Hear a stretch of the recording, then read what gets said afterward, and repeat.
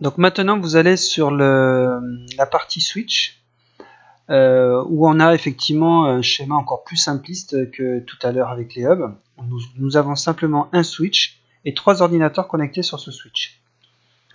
Donc au niveau du logiciel, voici le schéma. Vous avez donc votre fameux switch, les stations. Donc là, normalement, si je passe en mode Ethernet, tous les ports connectés se passent au vert. Donc tout se passe bien. Première chose à faire pour faire les tests de simulation, il va falloir vider. Alors, si je fais éditer la table MacPort, je rappelle que dans un switch, vous avez ce qu'on appelle une table CAM. La table CAM, c'est la correspondance entre le numéro de port et l'adresse MAC de la machine. Donc là, actuellement, le switch sait que la station 1 est connectée sur le port 1, la station 2 sur le port 2, la station 3 sur le port 3. Le problème, c'est que moi, je ne veux pas que le switch connaisse les machines pour le test. Parce que bon, sinon, l'exercice sera erroné. Donc là, je supprime la table. Donc là, je fais un par un. J'aurais très bien pu faire un clic droit, vider la table. C'était encore plus rapide. Si je refais éditer, je vois bien que la table est vide. Ok ? Donc on va faire un premier test. On va envoyer un paquet broadcast. On va envoyer un paquet broadcast comme tout à l'heure. On va émettre une trame. Broadcast, donc théoriquement, tout le monde va recevoir la trame. Je fais OK. Et on voit bien que les deux machines reçoivent la trame. Maintenant, faisons un test unicast. Si je fais un test unicast, je sélectionne unicast, je sélectionne la carte réseau. Je vais faire OK, mais avant de faire OK, réfléchissez, mettez pause s'il faut, s'il vous faut le temps.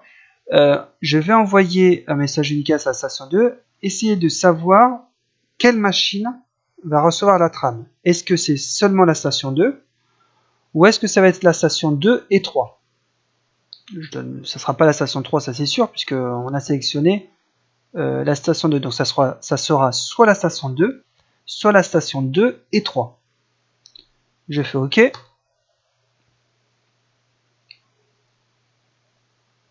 Et là, vous avez bien, oui, parce que moi je le sais, mais vous avez les deux machines qui reçoivent la requête, enfin la trame unicast provenant de la station 1. Alors pourquoi ? Tout simplement parce que le switch, il faut vous poser la question, est-ce que le switch sait que la station 2 est connectée sur le port 2 ? La réponse est non.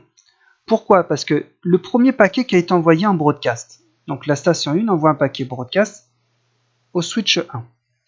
Le switch 1, qu'est-ce qu'il fait ? Il voit une MAC adresse, correspondant à la station 1, qui arrive sur le port 1. Donc qu'est-ce qu'il va faire le switch ? Il va enregistrer cette information. Il va dire, port 1, je vois la MAC de la station 1. Donc il enregistre. Et après, il envoie la donnée broadcast sur les deux ports, le 2 et le 3. Ensuite, j'envoie de nouveau un paquet, mais par contre unicast. Donc je lui dis, envoie un paquet unicast à cette station. Donc la requête arrive sur le switch 1. Le switch 1, il voit la station 1 une nouvelle fois. Donc en plus de ça, il va mettre à jour sa table s'il faut. Bon là, il va rien mettre à jour puisqu'il va bien voir que la station, c'est toujours la même. Et qu'est-ce qu'il va faire ? La station 2, lui, il l'a jamais vue, donc il ne sait toujours pas que la station 2 est sur le port 2. Donc il va envoyer les paquets sur la station 2 et sur la station 3. Maintenant, si j'envoie de nouveau un paquet sur la station 2, allez, c'est parti. Qu'est-ce qui va se passer ?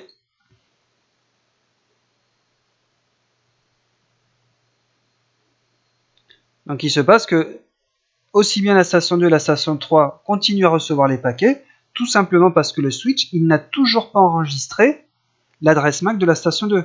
D'ailleurs, si je regarde la table, on verra bien que sur le port 1, il voit la MAC de la station 1 et il a un TTL élevé parce que ça fait pas très longtemps qu'il a vu la station. Donc il sait qu'au niveau du timeout, la station, il l'a vu récemment, donc il est en mode élevé.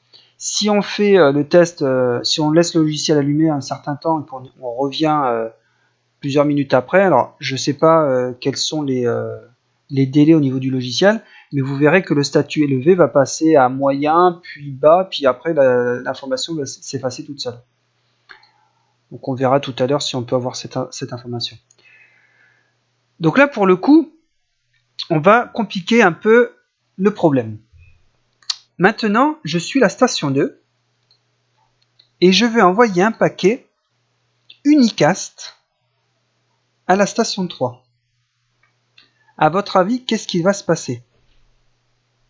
Est-ce que c'est seulement la station 3 qui va recevoir le paquet? Ou est-ce que c'est la station 1 et 3 qui va recevoir le paquet? Je vous laisse réfléchir, je vous laisse mettre pause. Je vous laisse même tester en même temps avec le logiciel si vous avez la possibilité de l'avoir. Ok, donc je continue. Alors qu'est-ce qui va se passer? Je vous montre d'abord et je vous explique après.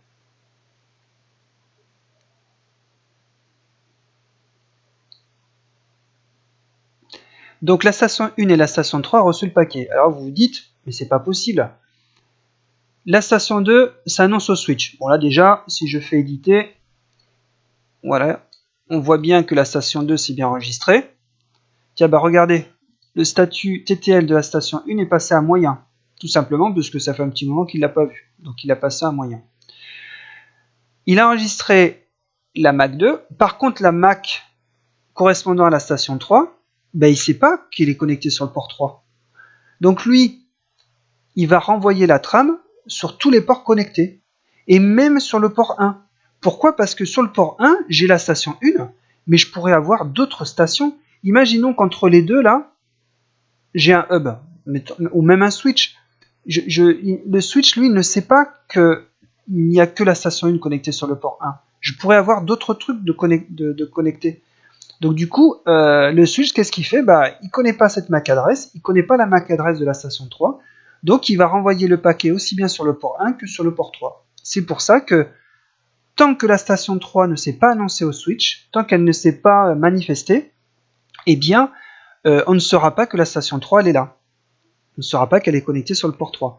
C'est comme si vous étiez dans une pièce, complètement dans le noir, et que du coup, tant que la personne n'a pas parlé en disant je suis là, on ne sait pas qu'elle est là, tout simplement. Donc on ne pourra pas lui parler directement. On parlera à l'ensemble de la pièce, et la personne concernée va écouter l'information, mais on ne lui demande pas de répondre, donc du coup il ne répond pas, et on ne sait pas qu'elle est là.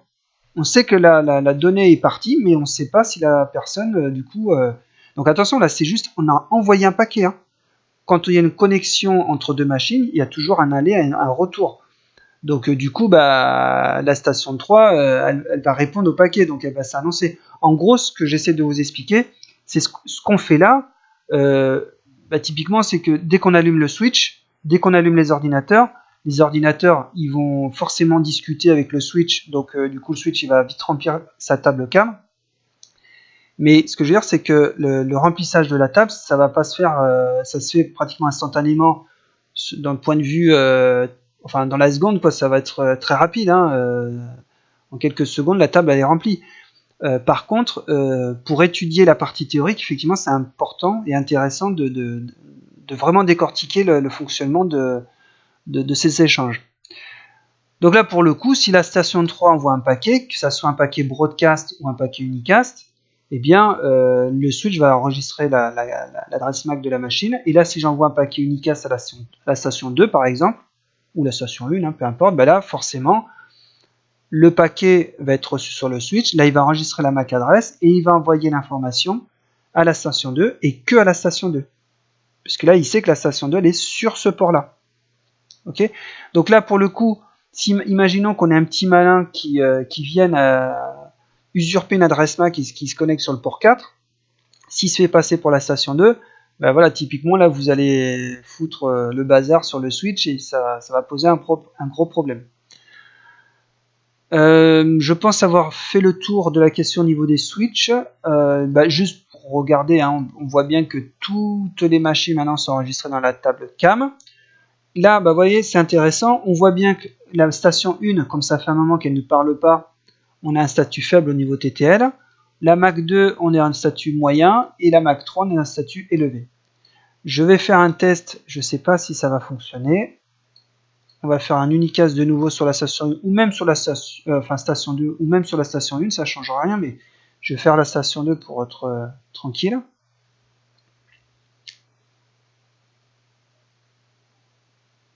Voilà. Éditer. Donc là, vous voyez, on a la Mac de la station 1 qui est en TTL nul. Donc je pense que si je renvoie encore une trame unicast à la station 2, peut-être que là, pour le coup, il va carrément supprimer la station 1. Voilà, bah ouais, c'est fini, oui, voilà. Je fais éditer. Voilà, regardez. Je n'ai plus la station 1 dans la table cam. Donc en gros, si je renvoie un paquet unicast, et là pour le coup je l'envoie à la station 1, théoriquement, la station 2 va également recevoir le paquet. Voilà. Le switch ne sait plus que la station 1 est connectée sur le port 1, donc du coup, bah, il va effacer ça de sa table. Donc là, vous vous dites, mais ouais, mais c'est n'importe quoi, l'adresse MAC va jamais partir du switch parce que de toute façon, le PC va forcément dialoguer sur le port. Oui, ça c'est vrai. Par contre, si vous avez plein de switches en cascade, vous avez, alors on peut faire le, je vais juste vous faire un petit schéma rapidement. Je repasse en mode conception réseau. Voilà. Si je mets plusieurs switches les uns aux autres, alors après je sais plus comment ça fonctionne. Est-ce que ça marche? Non, tous les ports sont rouges, donc j'ai dû me tromper. Je pense que c'est les ports uplink qui sont là. Non, non plus. Enfin, c'est pas très grave. C'est pas le, c'est pas ça que je voulais vous montrer. Le switch 2, lui, par exemple. Donc, on est en couche 2 toujours. Hein. Attention, je spécifie à chaque fois parce que c'est important de bien comprendre. Le switch 2, lui, il pourra voir à un moment donné la station 3. Alors, je vais vous faire, je vais vous faire la démo. On va faire la démo. Donc j'ai mis pause hein, pour vous éviter de perdre du temps sur la conception du réseau. Donc vous avez 4 switches maintenant. Vous avez une station numéro 5 qui apparaît là, qui est connectée sur le switch 2, qui lui est en cascade sur le switch 3, sur le switch 4 et sur le switch 1. Quand je passe en mode Ethernet, tous les ports sont verts. Alors pour info, j'ai utilisé les 3 derniers ports qui sont des ports uplink, qui me permettent de me connecter sur le switch d'après. Et au niveau du câble réseau, je me suis mis en pertorseur décroisé. On y arrive. Oui, parce que là, c'est des switches effectivement qui vont pas croiser ou décroiser automatiquement. Ok. Donc là, je suis en mode Ethernet. Si je veux dialoguer avec la station 5, donc je vais envoyer un paquet unicast à la station 5. Qu'est-ce qui va se passer? Bah, tout le monde va recevoir le paquet parce que la station 5, elle est connue de personne. Alors, ouais, j'ai fait une grosse bêtise. Alors, attendez, je crois savoir pourquoi. Ok. Je vais éditer la table. Voilà, en fait, le problème, c'est que la station 5, quand on crée un réseau, les tables CAM se remplissent automatiquement quand on crée un réseau. Donc il ne faut pas oublier à chaque fois de supprimer l'enregistrement. Alors, hop, station 5, éditer, station 5. Voilà, il faut bien penser. Donc si je refais éditer, là la station 5, vous ne voyez pas l'écran, je ne l'ai plus. Sur le switch 3, éditer, je l'ai encore, donc j'avais dû oublier de le supprimer. Ok, et les autres c'est fait, j'en suis persuadé. Donc si je refais le test, un unicast sur la station 5, là forcément, tout le monde va recevoir le paquet, puisque la station 5, elle est connue de personne. Vous voyez, le paquet il est allé sur la station 1, la station 2, et il va sur tous les switches du réseau de couche 2, de manière à essayer de joindre cette machine. Pour autant, la station 5, on est bien d'accord, même sur le switch 2, la station 5, elle n'est pas connue. Hein, on est bien d'accord, la station 5, elle n'est pas connue du switch, hein, encore, puisqu'elle n'a pas dialogué. Par contre, sur le switch 2, excusez-moi, je vais un peu trop vite, on a bien vu la station 3. Alors la station 1 et la station 2, comme je vous ai dit, quand j'ai créé le réseau, du coup, ça les enregistre automatiquement. J'aurais dû les supprimer. Mais bon, pour le test, on s'en fout un peu. Par contre, la station 3, lui, il l'a bien vu. Il a bien vu la station 3 sur le switch 2. Il l'a vu puisqu'il lui a envoyé un paquet. D'accord? Le problème, c'est que cette station 3, elle va peut-être dialoguer avec la station 5 pendant un laps de temps, puis au bout d'un moment, elle va plus dialoguer avec elle. Donc forcément, le switch 2, il va vider de sa table, comme quoi il voit la station 3 depuis le port numéro 7. Vous voyez, donc toutes les stations qui sont directement sur le switch, là on est d'accord, la table cam, elle va jamais vider l'enregistrement de la table cam de la station directement connectée sur le switch, puisque la station, dès que la station est allumée, elle va forcément dialoguer avec le réseau. Elle a toujours un truc à dire, hein. Ne serait-ce qu'une mise à jour d'antivirus, enfin, il y a toujours quelque chose qui sort de la machine. Quand on fera des tests avec Wireshark, sans rien faire sur l'ordinateur, je vous assure, l'ordinateur, il parle énormément. Donc, il va toujours dialoguer avec le switch. Par contre, la station 3, elle, à partir du moment où elle va plus dialoguer avec la station 5, le switch 2, il n'a pas de raison de voir la MAC adresse de la station 3. Sauf si effectivement la station 3 dialogue en broadcast. Là, pour le coup, en broadcast, tous les switches vont recevoir la trame et du coup, ils vont remettre à jour leur table cam. Donc, s'il y a beaucoup de broadcast, effectivement, vos tables cam sont remplies de partout, dans tous les switches. Voilà, donc je pense que j'ai fait le tour au niveau de cette démonstration au niveau des switches. Prochaine étape, normalement, c'est la partie couche 3 avec les routeurs.